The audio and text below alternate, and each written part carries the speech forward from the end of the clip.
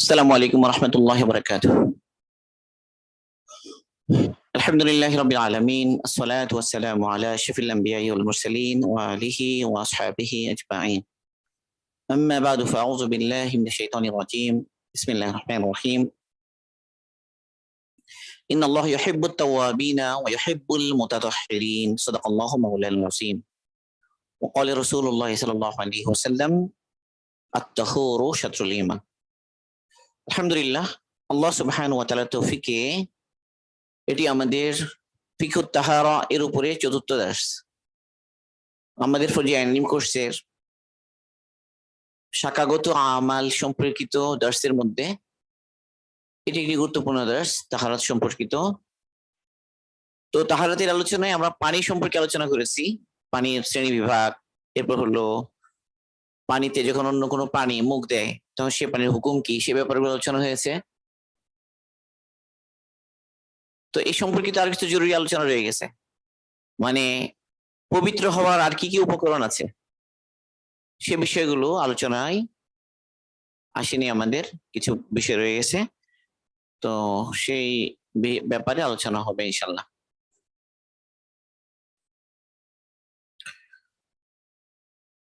তো পবিত্রতা হাসিলের উপকরণের মধ্যে একটা গুরুত্বপূর্ণ উপকরণ হলো মাটি।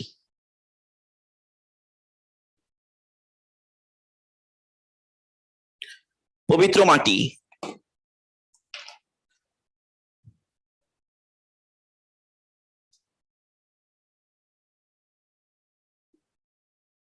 আত-তুরাব। আত-তুরাব, তুরাব মানে হচ্ছে মাটি। পানির ব্যাপারে আমরা জেনেছি যে পানির মাধ্যমে যেমন নাজাসাতে হুকমি এটা দূর হয়, ঠিক তেমনি ভাবে নাজাসাতে হাকিকি এটাও দূর হয়। নাজাসাতে হাকিকি এবং হুকমি দুটোই দূর হয়, কিন্তু মাটি এটাও পবিত্রতা হাসিলের একটা উপকরণ। তবে মাটির মাধ্যমে কেবল তাহারাতে হুকমি অর্জিত হয়, তাহারাতে হাকিকি যেটা অর্জিত হয় না।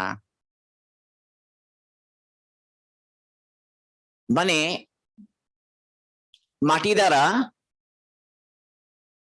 দ্বারা তায়াম্মুমের মাধ্যমে ওযু না থাকলে, গোসল না থাকলে, যখন শরীয়ত তায়াম্মুমের অনুমতি দিয়েছে সেই ঠিক মুহূর্তে একটা নির্দিষ্ট সময়ের জন্য পবিত্রতা হাসিল হয়, ওযুর বিকল্প হিসেবে, গোসলের বিকল্প হিসেবে। তো সেটা তো তাহারাতে হুকমি, অর্থাৎ নাজাসাতে হুকমি যেটা এটা দূর হলো।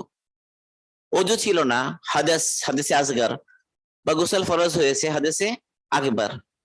এখন এই ব্যক্তি পানি ব্যবহার করতে পারছে না, এক হয়তো এই কারণে যে পানি নেই তার কাছে, অথবা পানি আছে অন্য কোনো ওজর যেটা আছে, অসুস্থতা ইত্যাদি কারণে পানি ব্যবহার এখন করতে পারছে না। তো এই মুহূর্তে পবিত্রতা হাসিলের জন্য ওযু এবং গোসলের পরিবর্তে তায়াম্মুম করার তো সুযোগ আছে, এবং এর দ্বারা পবিত্রতা হাসিল হবে। যেই পবিত্রতা হাসিল হবে এটা হচ্ছে তাহারাতে হুকমি। কোরআনে পাকের আয়াত, وإن كنتم مرضى أو على سفر أو جاء أحد منكم من الغائط أو لامستم النساء فلم تجدوا ماء فتيمموا صعيدا طيبا فامسحوا بوجوهكم وأيديكم إن الله كان عفوا غفورا। আল্লাহ পাক বলছেন, তোমরা যদি অসুস্থ হও, ওয়াইন কুনতুম মারাদা, তোমরা অসুস্থ হও, আও আলা সাফারিন অথবা মুসাফির অবস্থায় থাকো, আও জা আহাদুম মিনকুম মিনাল গায়েত, কেউ যদি জরুরত পূরণ করার জন্য যায়, মানে মলমূত্র ত্যাগ করার জন্য, আও লামাসতুমুন নিসা, বা তোমরা তোমাদের নারীদেরকে স্পর্শ করো, ফালাম তাজিদু মান, তো এই অবস্থায় তোমরা যদি পানি না পাও, ফাতায়াম্মামু সাঈদান তাইয়্যিবা, কাজেই তোমরা তায়াম্মুম করে নাও পবিত্র মাটি বা মাটি সদৃশ জিনিসের মাধ্যমে। কিভাবে করবে? ফামসাহু বিউজুহিকুম ওয়া আইদিকুম, চেহারা মুছে, তোমাদের মুখ মাসেও করো, তোমাদের হাত মাসেও করো। ইন্নাল্লাহা কানা আফুওয়ান গফুরা, আল্লাহ পাক ক্ষমাশীল। নিশ্চয়ই আল্লাহ পাক কি ক্ষমাশীল। ক্ষমাশীল মানে কি? যে পানি পাচ্ছ না, পানির পরিবর্তে মাটি ইউজ করেছো, তো আল্লাহ পাক তোমাদেরকে মাফ করে দিয়েছেন পানি বের করতে না পারাটা। মানে এটা হলো যে এই উদ্দেশ্যে যে পানি তো ব্যবহার করা দরকার ছিল, এখন এটা মাফ, তো তুমি এখন মাটি ব্যবহার করলে হবে। তাইলে এখানে যে পবিত্রতা হাসিল হলো, এটা কোনটা? তাহারাতে হুকমিয়া। তাহলে আমরা দেখলাম তোরাব দ্বারা কি হাসিল হয়? তাহারাতে হুকমিয়া, যেটা এটা হাসিল হয়। আর তাহারাতে হাকিকিয়া,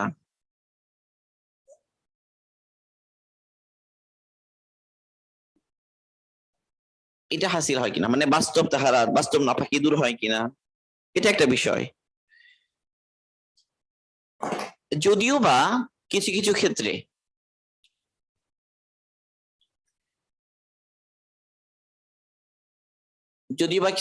এরকম আছে যে কি করতে পারে, যে মাটি দিয়ে মুছলে পাক হয়ে যাবে। যেমন ধরা হচ্ছে ইস্তিনজার সময়ে আছে না, যে যদি কেউ মলমূত্র ত্যাগ করে তাহলে ডিলা খুলুক ব্যবহারের কথা আছে। এখানে শুধু ডিলা খুলুক না, এটা তো টিস্যু ব্যবহারের করা তো আছে। তো এর মাধ্যমে নাপাকিটা যদি দূর হয়ে যায়,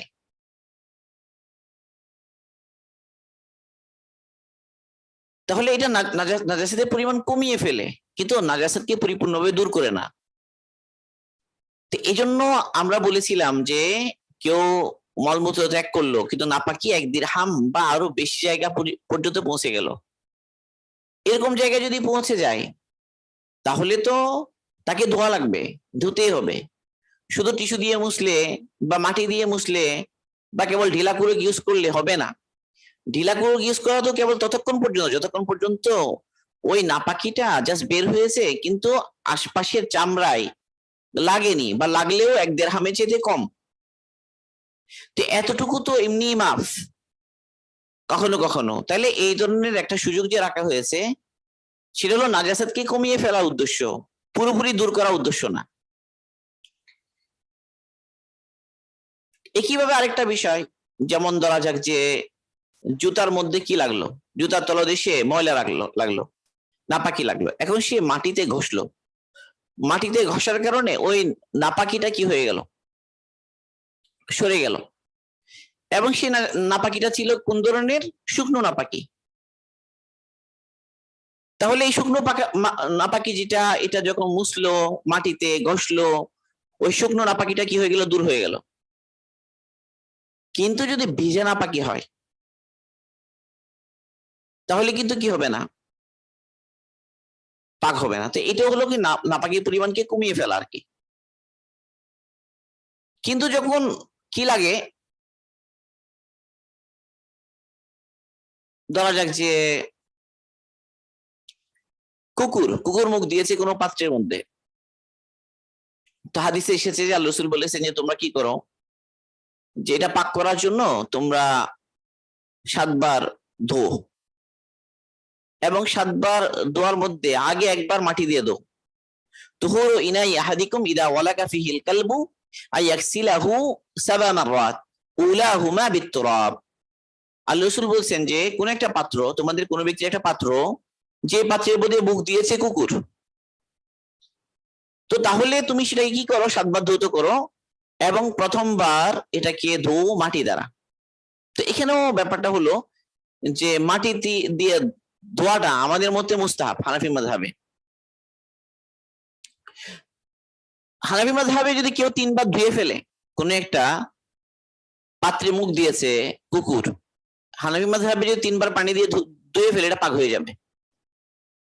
কারণ আবু হুরায়রা রাদিয়াল্লাহু তাআলা আনহু থেকে আছে যে যে যদি কুকুর মুখ দেয় তাহলে এটাকে যেন 3 বার সে ধোয়।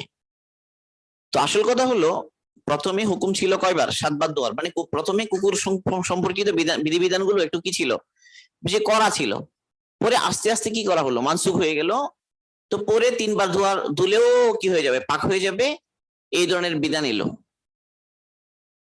যাই হোক, তো এখানেও একবার মাটি দিয়ে ধোয়ার কথা আছে, এটা মুস্তাহাব বলতে পারি আমরা হানাফি মাযহাবে। তাহলে মাটিকে উপকরণ হিসেবে ব্যবহার করা। আরেকটা আমরা বলেছি ফরকুন। ফরকুনের আলোচনা গতদিন গিয়েছে। ফরকুন মানে হলো খুঁটিয়ে খুঁটিয়ে কোনো নাপাকি দূর করা।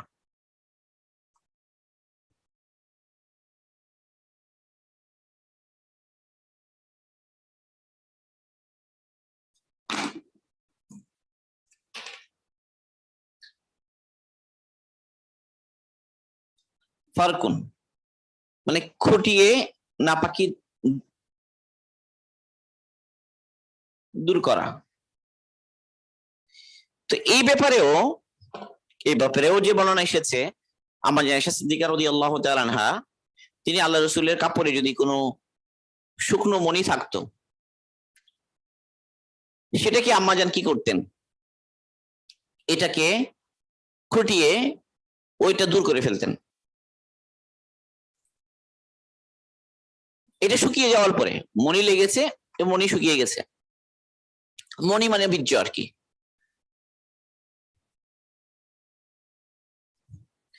এবং আল্লাহ রাসূল সেটাতে আবার নামাজ পড়তেন। এখানে আসে যে ওয়ালাকাদ রাআইতু,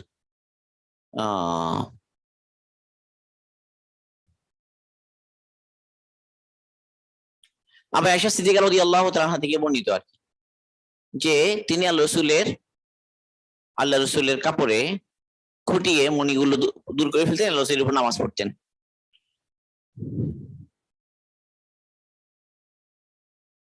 তবে যদি সেটা ভেজা হয়, ধোয়া লাগবে। ভেজা যদি হয়, এটা এটা ধোয়া লাগবে। এবং এটা হলো, আমরা বলেছিলাম যে সিজনাল ভেরিয়েশন থাকে, বিভিন্ন এরিয়ার মানুষের ভৌগোলিক মানে অবস্থানের ভিন্নতার কারণে মণি বা বীর্য কিরকম হয় না, এগুলো আমরা বলেছি। তাহলে ফরকের বিষয়টাও গতদিন আমরা আলোচনা করেছি, এটাও একটা উপকরণ পবিত্রতা হাসিলের জন্য। আরেকটা বলেছি আমরা আসলে মুছে ফেলা। মুছে ফেলা কোনগুলো, যে কঠিন কতগুলো জিনিস, যেমন আয়না, যেমন তরবারি,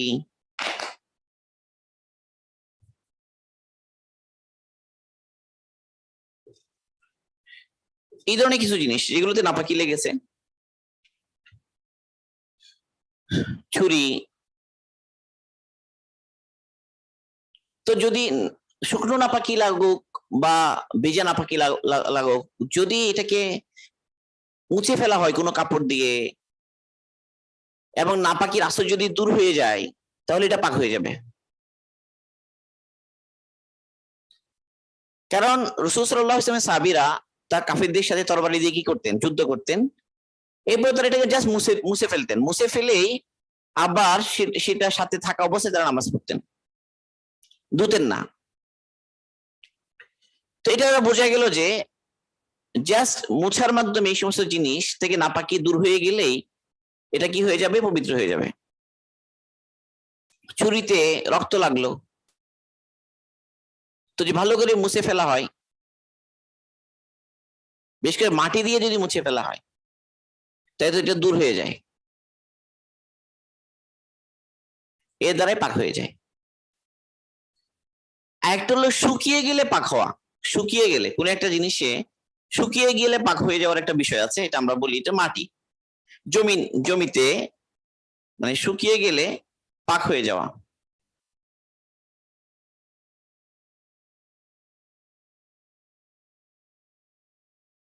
ধরা যাক কোনো বাচ্চা প্রস্রাব করলো জমিতে, জমিতে মানে মাটিতে আর কি, শুকিয়ে গেল। শুকিয়ে গেলে এটা কি হয়ে গেছে, পাক হয়ে গেছে। সাধারণত ওই রাসূল সাল্লাল্লাহু আলাইহি ওয়াসাল্লামের জামানায় তো রাত কাটেন, যেমন ইবনে ওমর রাদিয়াল্লাহু আনহু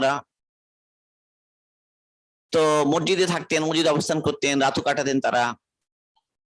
তো তারা দেখতেন যে কুকুর মসজিদের ভিতরে ঢুকতো, ঢুকে কি করতো, প্রস্রাব করতো, মসজিদের এক পাশ দিয়ে ঢুকে আরেক পাশ দিয়ে বেরিয়ে যেত। তো ওই সময়ে কোনো প্রকার পানিও ছিটানো হতো না মসজিদে, যা শুকিয়ে গেলে পাক ধরে নেওয়া হতো, শুকিয়ে গেছে পাক হয়ে গেছে। তাহলে এই যে মাটিটা পাক হয়ে গেল কিসের মাধ্যমে? যা শুকিয়ে শুকিয়ে ফেলার মাধ্যমে। তো তারা এখানে আবার কি করতেন? নামাজ পড়তেন।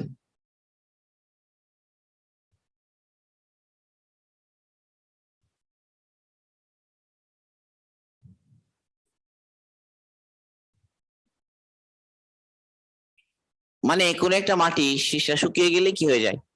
পাক হয়ে। তবে একটা জিনিস মনে রাখতে হবে এখানে, সেটা হলো তায়াম্মুম করার জন্য সেই মাটিটা কি হবে না, উপযুক্ত হবে না। মানে যে মাটিতে একবার নাপাকি লেগেছে পড়েছে, সে নাপাকি কি হয়ে গেছে? শুকিয়ে চলে গেছে। শুকিয়ে চলে যাওয়ার পরে এখন পাক হয়ে গেছে। কিন্তু এই মাটি, এখান থেকে মাটি নিয়ে বা এই মাটিতে তায়াম্মুম করলে হবে না। তায়াম্মুম করার জন্য এমন মাটি লাগবে যেটা আগে থেকে পবিত্র এবং অন্যকে পাক করার যোগ্যতা আছে। এই মাটির পাক আপাততের উপর নামাজ হবে, কিন্তু এটা দিয়ে তায়াম্মুম সহি হবে না। এটা হলো কথা। আরেকটা হলো যে ইস্তিহালা। ইস্তিহালা এটা একটা শব্দ, এটা আমরা একটু জেনে নিই। ইস্তিহালা মানে হলো যে একটা জিনিস নাপাক ছিল, পরে কোনো কেমিক্যাল এর সাথে মিশ্রিত হয়ে বা অন্য কোনো ভাবে সেটা সম্পূর্ণ ভিন্ন জিনিসে পরিণত হলো, এটাকে ইস্তিহালা বলে।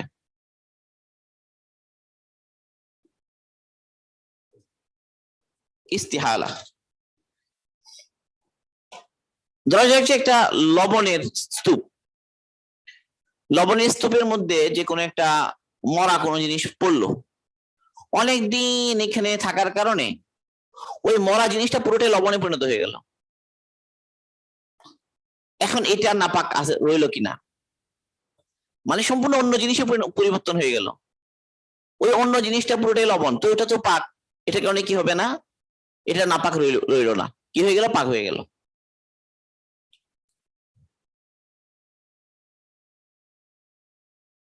তো এটাকে বলে যে ইস্তিহালা। এক্ষেত্রে ধরা যাক যে মদ বা শরাব, এটাকে সিরকা বানানো হলো। তো শরাবকে সিরকা বানানো হলো, এটা অন্য জিনিসে পরিণত হয়ে গেল। তো সিরকা হয়ে যাওয়ার কারণে এটা কি হয়ে গেল, এখন এটা এখন না পাক না পাক হয়ে গেল। তো এই জন্য এই জামানাতে অনেক জিনিস ব্যবহার করা হচ্ছে বা বিভিন্ন হারাম সোর্স থেকে অনেক জিনিস ব্যবহার করা হচ্ছে।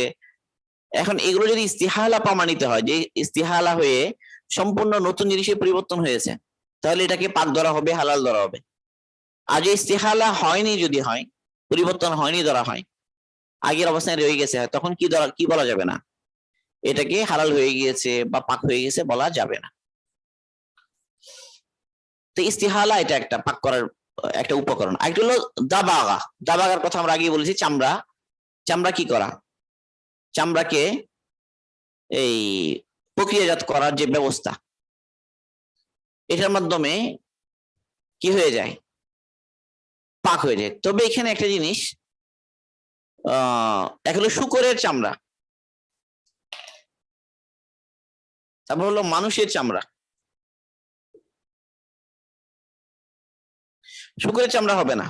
আর মানুষ সম্মানের কারণে, মানুষের ইজ্জত এবং সম্মানের কারণে, তো মানুষেরটাও কি ব্যতিক্রম আর কি, এটা তো ব্যবহার করাও যাবে যায় না। বাকি খিনজির যেটা, এটা পুরোটাই নাপাক এবং হারাম। নাজিসুল আইন বলা হয় এটাকে, নাজিসুল আইন, মানে পুরোটাই কি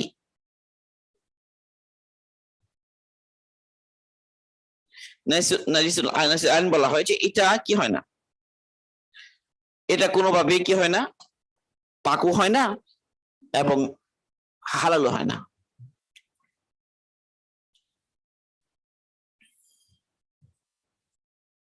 তাহলে এটা একটা গেল দাবাগতের কথা বললাম।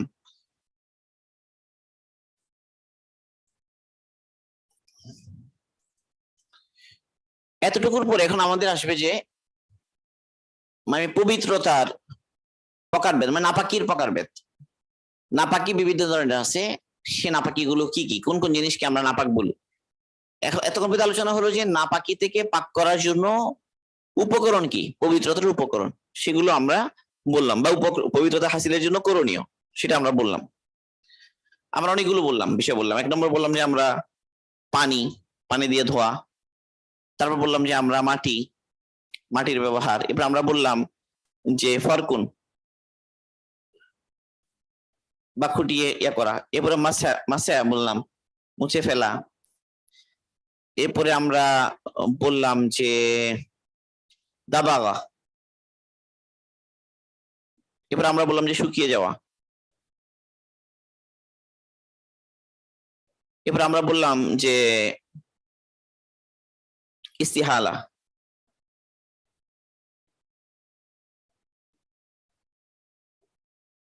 তাহলে এই সবগুলোই হলো নাপাককে পাক করার পদ্ধতি বিভিন্ন জিনিসের ক্ষেত্রে।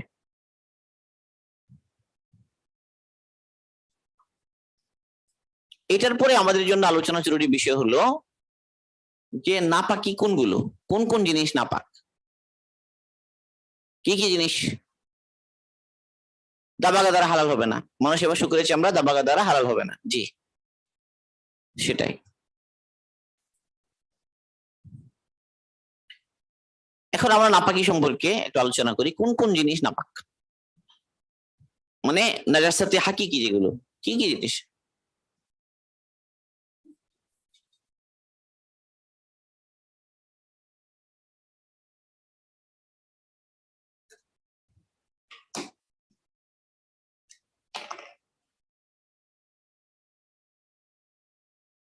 তো মানুষের শরীর থেকে বের হয় যা,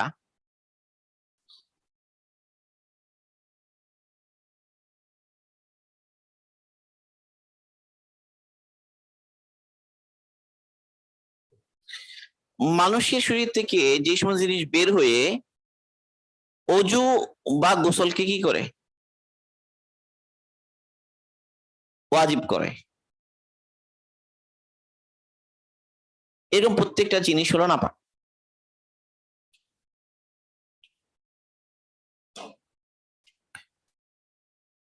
তাহলে প্রস্রাব মানে মলমূত্র,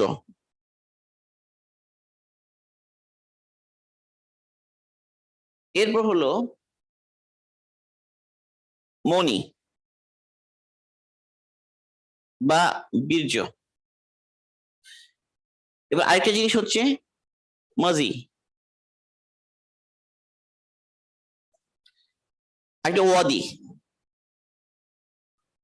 এগুলো কি আমি বলছি,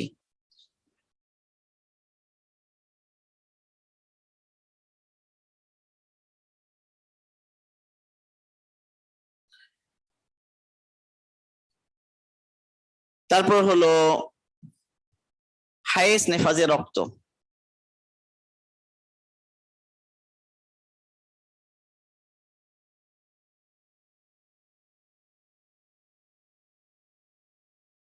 অ্যাকচুয়ালি ইস্তিহাজা রক্ত।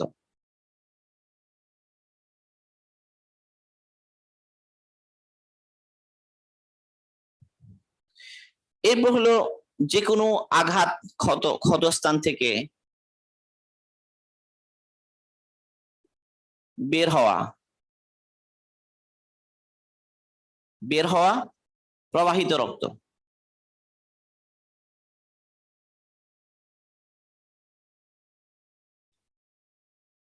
এরপর হলো রক্ত মিশ্রিত পুঁজ,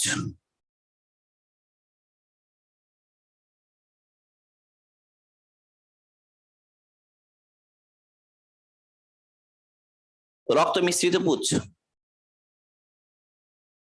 এরপর হলো মুখ ভর্তি হওয়া বমি,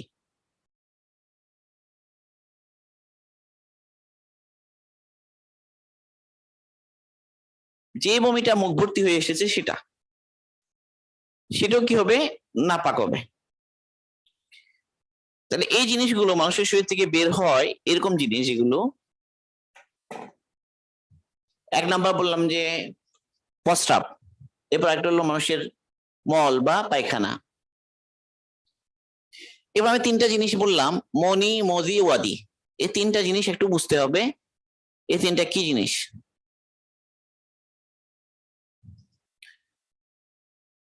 সাধারণত মনি যেটা এটা হলো বীর্য, সিমেন্ট যেটা। আর মজি হলো যে এই যৌন উত্তেজনার কারণে যে পাতলা পানি বের হয় উত্তেজনার শুরুতে, এটা হলো মজি। এটা কিন্তু মনি না, দুইটার হুকুম ভিন্ন ভিন্ন।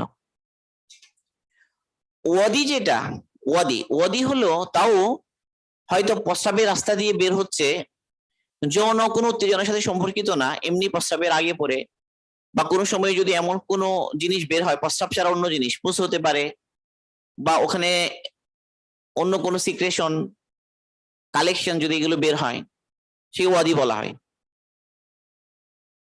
হায়েস এবং নিফাসের রক্ত, হায়েস হচ্ছে মহিলাদের পিরিয়ডিক ব্লিডিং যেটা সেটা, আর নিফাস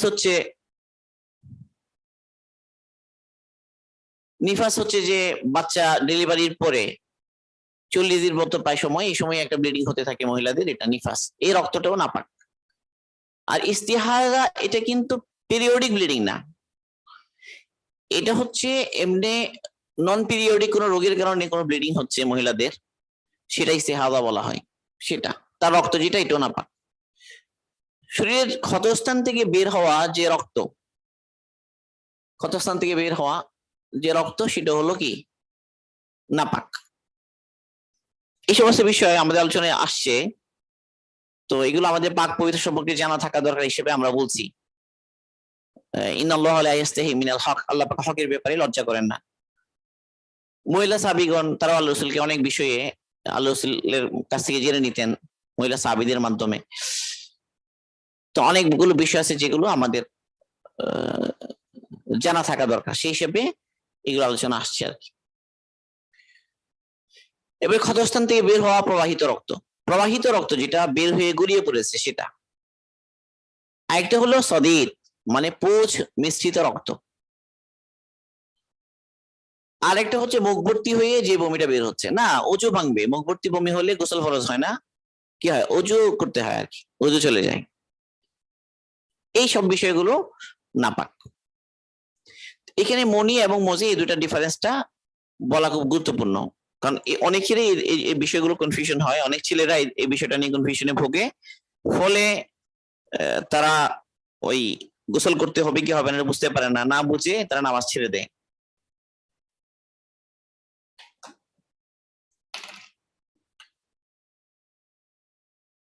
মনি এবং মজি এই দুই জিনিসের পার্থক্য। সাধারণত মনি যেটা অপেক্ষাকৃত গাঢ়,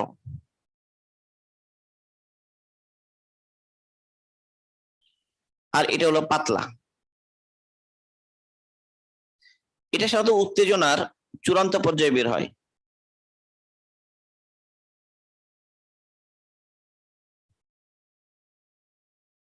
এটা সাধারণত প্রাথমিক পর্যায়ে বের হয়।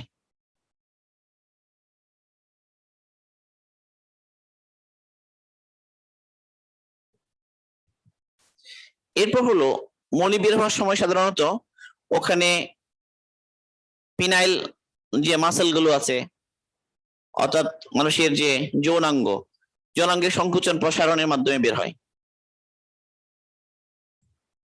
মানে মাসেল যেগুলো আছে এগুলো সংকুচিত প্রসারিত হয়ে বের হয়, এটা সংকোচন প্রসারণ ছাড়া বের হয়।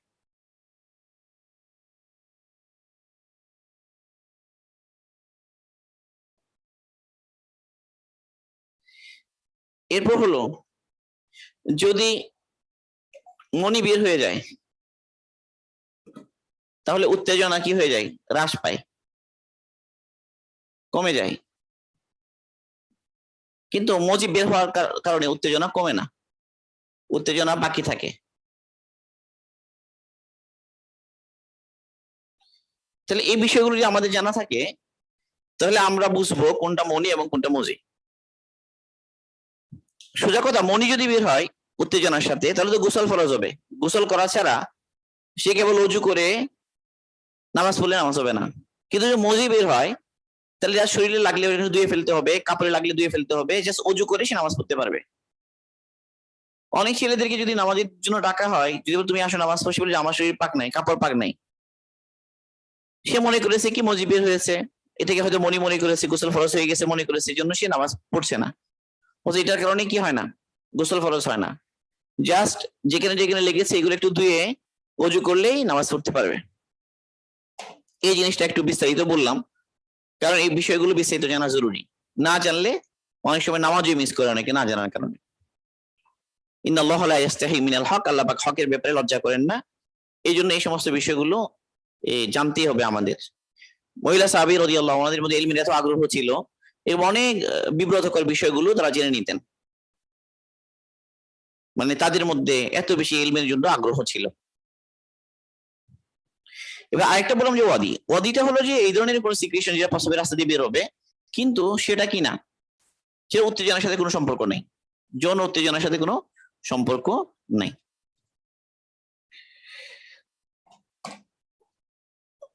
এগুলো গেল মানুষের শরীর থেকে বের হওয়া বিষয়গুলো। এগুলো দলিল কি? আল্লাহ পাক এই সমস্ত জিনিস বের হলে পবিত্রতা হাসিল করতে বলেছেন।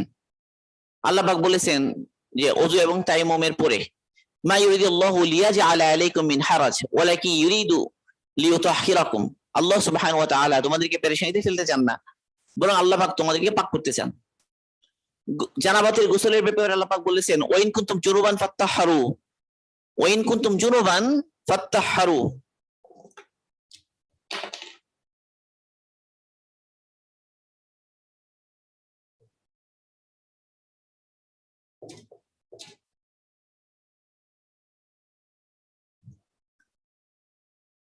ফাত্তাহহারু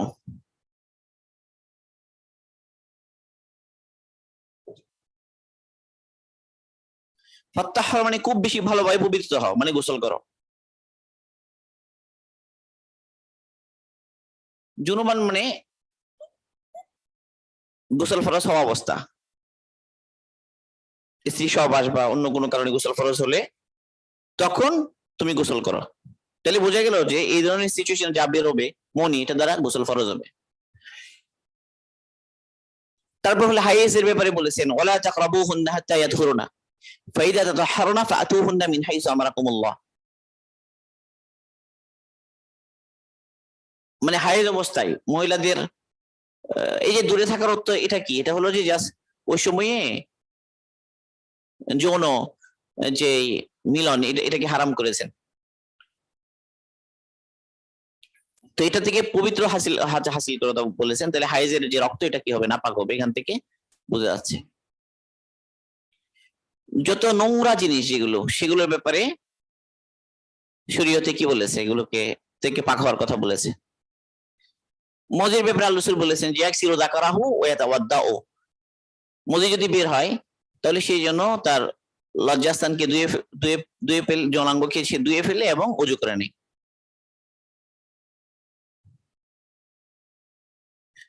যেটা প্রবাহিত নয়, যে রক্তটা, সেটা নাপাকও নয়, কারণ ওই জিনিসটা কি নাপাক যেটা দমে মাসফু। আল্লাহ বলেছেন, কুল লা আজিদু ফি মা উহিয়া ইলাইয়া মুহাররামান আলা তাইমিন ইয়াতআমুহু ইল্লা ইয়াকুনা মাইতাতান আও দামান মাসফুহান আও লাহমা খিনজিরিন ফাইন্নাহু রিজসুন।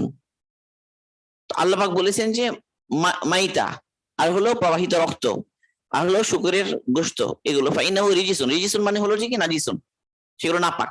আল্লাহ বলেছে প্রবাহিত রক্ত নাপাক। এই আয়াত দ্বারা বোঝা যাচ্ছে সেটা।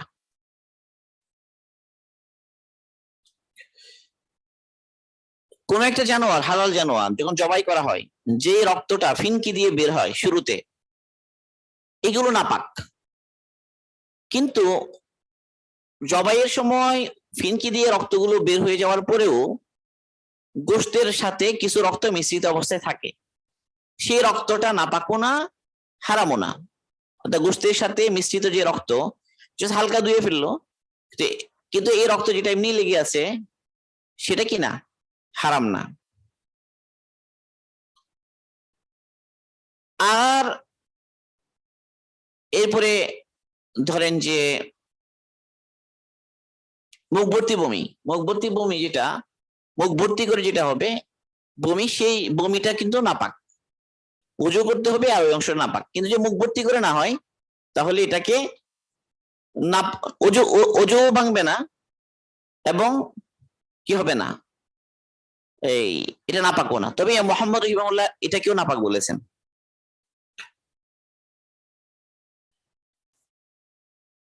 এইগুলো তো মানুষের ব্যাপারে বললাম। মানুষ ছাড়া অন্য প্রাণী যেগুলো, যেমন ধরা যাক যে ভিন্ন ধরনের প্রাণী, বিশেষ করে চতুষ্পদ জন্তু যেগুলো, তো চতুষ্পদ জন্তুর যে মল মূত্র রক্ত, তো এই সবগুলোর মধ্যেও কি আছে, ওই নাপাকির বিষয়টা আছে। প্রবাহিত রক্ত, এরপর হলো তাদের মলমূত্র, এগুলো। তো এখানে আবার নাজাসাতে খফিফা এবং নাজাসাতে গালিজা হিসেবে কি করা হয়, ভাগ করা হয়। যে সাধারণত চতুষ্পদ জন্তু যেগুলো, পশু, তো পশুর মধ্যে তো দুই ধরনের, যাদের মাংস খাওয়া হয়, যাদের গোশত খাওয়া হয়, এরা একদল, আর যাদের গোশত হারাম, দুই দল, দুই দল হলো। তো যে পশুগুলো গোশত হালাল, যাদের গোশত হালাল হোক বা হারাম হোক, এই সবগুলোর মল যেটা, এটা নাজাসাতে গলিজা, নাজাসাতে গালিজা, গালিজা মানে শক্ত নাপাকি। কিন্তু যে পশুগুলোর গোশত হালাল, তাদের প্রস্রাব, এটা হলো নাজাসাতে খফিফা, মানে হালকা নাপাকি। কিন্তু যাদের গোশত খাওয়া হারাম, তাদের যে প্রস্রাব, এটা কিন্তু নাজাসাতে গালিজা। যাদের গোশত হালাল, তাদের লালা এবং ঘাম, লালা এবং ঘাম এগুলো হচ্ছে পাক। যাদের গোশত খাওয়া হারাম, যেমন কুকুর এবং হিংস্র পশুগুলো, তাদের লালা এটাও কি নাপাক। শুকর এটা তো নাপাকই, এটা তো আর বলা লাগছে না। এই হলো জানোয়ারের ব্যাপারে। এবার পাখিদের ব্যাপারে,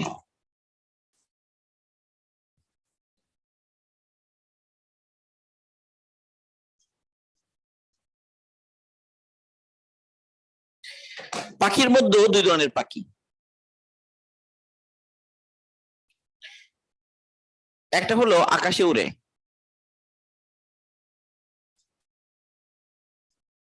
এটা আকাশে উড়ে না।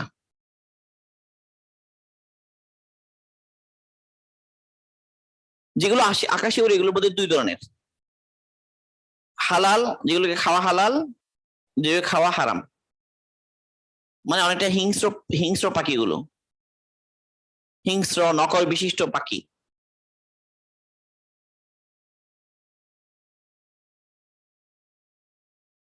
আর আকাশে উড়ে না হাঁস মুরগি।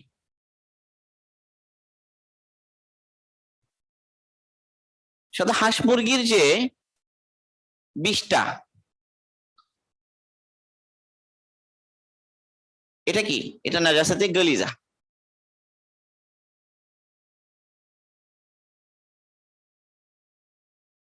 মানে শক্ত না পাখি। আকাশে উড়ে যেমন কবুতর, চড়ুই, যেগুলো, যে সমস্ত পাখিগুলো গোশত খাওয়া হালাল, তো এদের বিষ্ঠাগুলো পাক। আরেকটা বিষয় বোঝার আছে, সাধারণত মসজিদ নববী বা মসজিদে হারাম, এগুলোতে প্রচুর পাখিরা উড়ে, আগে উঠতো। তো ওগুলো সাধারণত ওইখানে তাদের বিষ্ঠাগুলো পড়ে, কিন্তু এগুলোকে পাক করার কথা কোথাও বলা হয়নি। তো স্বাভাবিকভাবেই বোঝা গেল যে এগুলো পাক করা তো কঠিন হবে। তো এইগুলো হলো কি, এগুলো পাকের হুকুমে। তবে হিংস্র পাখি যেগুলো, হিংস্র পাখি যেমন চিল, তারপর হলো বাজ পাখি, বাজ পাখি, তো এগুলোর যে বিষটা, এগুলো হবে নাজাসাতে খফিফা।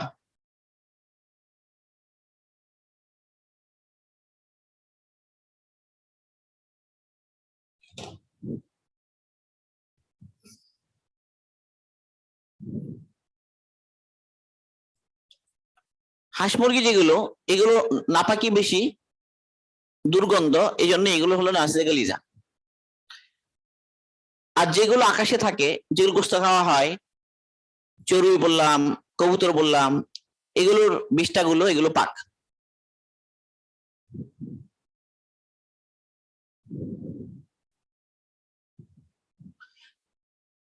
আর যেগুলো বললাম যে গোস্ত খাওয়া হয় না, বাজ পাখি, চিল, এগুলোর যে বিষ্ঠা যেগুলো, এগুলো আসছে খফিফা। নাসিয়া খফিফা এবং গালিজার মধ্যে পার্থক্য আছে। আমরা এগুলোর পাক কতটুকু হলে মানে কি বলে যে মাপ আছে,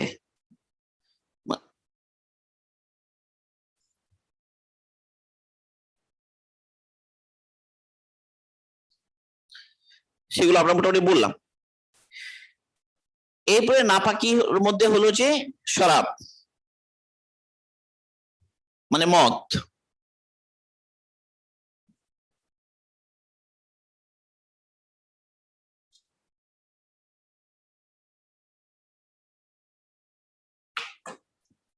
মদ বা শরাব।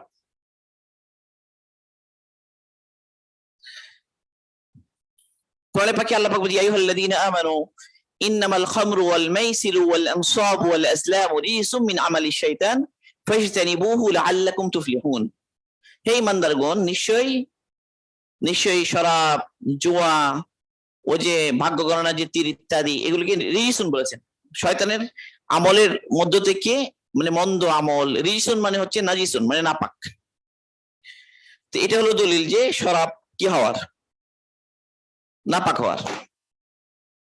একইভাবে সাহাবা রাদিয়াল্লাহু আনহুম এর মধ্যে যেমন আবু সালাবা রাদিয়াল্লাহু আনহু, তিনি আল্লাহকে জিজ্ঞাসা করেছেন, হে আল্লাহর রাসূল, আমরা তো আহলে কিতাবদের কাছে কি যাই, তো তারা কি করে তাদের পাত্রের মধ্যে খিনজির কি করে, খিনজির মানে শুকর, শুকর রান্না করে।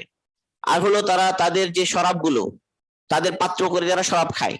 এখন আমরা তাদের এগুলোতে খেতে পারবো কিনা? তাহলে রাসূল বলছেন যে তোমরা যদি এগুলো ছাড়া অন্য কিছু পাও, তাহলে সেগুলোতেই আহার করো এবং সেগুলোতেই পান করো। মানে তোমরা যদি এই যে আহলে কিতাবরা যেগুলোতে শুকরের গোশত রান্না করে, আর যে সমস্ত পাত্রে তারা কি খায়, শরাব খায়, সেই সমস্ত পাত্র ছাড়া যদি অন্য কোনো পাত্র পাও, সেগুলোতেই খাও এবং সেগুলোতেই পান করো। আর যদি এরকম সম্ভব না হয়, আর কিছু না পাও, তো তোমরা কি করো, সেটা পানি দিয়ে ভালো করে ধৌত করো, এরপরে খাও এবং পান করো। তাহলে এখানে যে ধোয়ার কথা বলেছেন, যেগুলো শরাব খেয়েছে তারা, এটা দ্বারা বোঝা যাচ্ছে কি শরাব না পাক।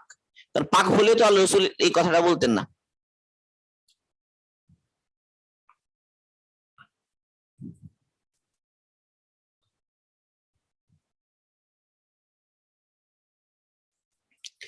এখন শরাব যে নাপাক, এর কোনটা? তো ওলামাগণ একমত যে যেটা ধরা যায় যে আঙ্গুর, আঙ্গুর থেকে উৎপন্ন শরাব, আঙ্গুর থেকে যে শরাবটা উৎপন্ন হয়, মানে বিভিন্ন সোর্স থেকে তারা আগে শরাব বানাতো, তো আঙ্গুর থেকে যদি তারা বানায়,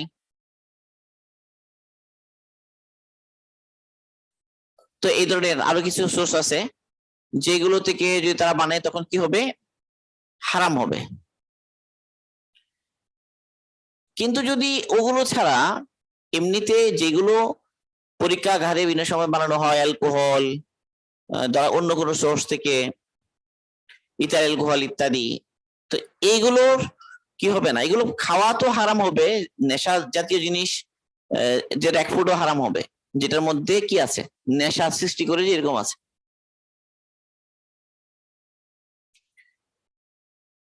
তাহলে আঙ্গুর, খেজুর ইত্যাদি সোর্স থেকে যেগুলো বানানো হয়, সেগুলো নাপাকও হারামও। তবে কিছু বিষয় যেগুলো বললাম যে অন্য কোনো সোর্স থেকে যেগুলো বানানো হয়, যেগুলো নেশা জাতীয় জিনিস, তো সেগুলো পান করা হারাম। তবে কেউ কেউ সেগুলোকে নাজাসাতে খফিফা বলেছেন, মানে এগুলো খুব বেশি পরিমাণ ব্যবহার করে মানুষ আজকাল, যে স্যানিটাইজারের মধ্যে আছে, বিভিন্ন জায়গায় আছে সেগুলো, স্পিড, ঠিক আছে না, এবং সৌন্দর্য পারপাসে এগুলো বিভিন্ন জিনিসের মধ্যে, রং টং এর মধ্যে লাগানো হয় বিভিন্ন জায়গায়। তারপরে স্প্রে জাতীয় জিনিস যেগুলো সেগুলোর মধ্যে থাকে, স্যান্ড ইত্যাদিতে। তো এগুলোকে তারা কি করেছেন, যেহেতু এত বেশি পরিমাণ ব্যবহার করা হয়, তো এগুলো তারা পাক বলেছেন আর কি, এগুলো তারা পাক বলেছেন। তাহলে আপাতত আলোচনা এতটুকুই থাকুক।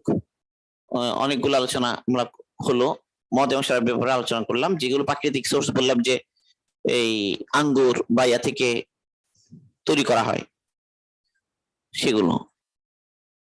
তো অনেক লম্বা আলোচনা হয়ে গেল।